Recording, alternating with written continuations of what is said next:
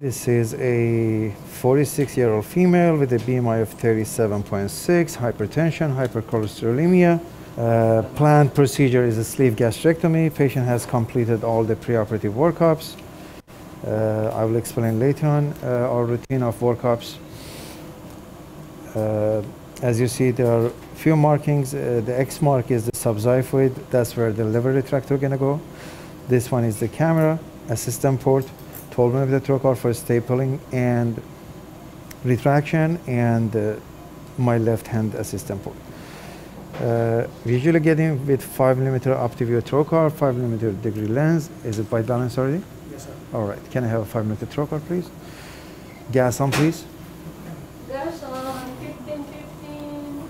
15. 15 and 20, please. 15 and 20. And can we get rid of the ceiling light, please?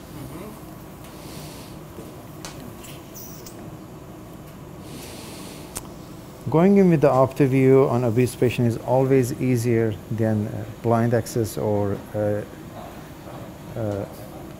varus needle access.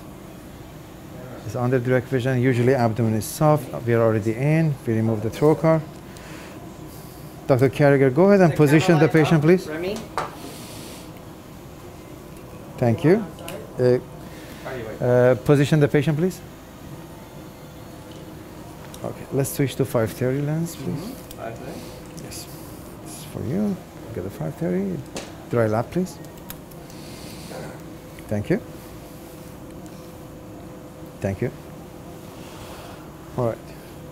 We always like to survey the abdomen to make sure there is no injury. That's right, we entered here, there is no injury at all. We like to survey the abdomen altogether to make sure there is no surprises. This is the left lower quadrant, right lower quadrant area. This is the left quadrant area, pelvic area.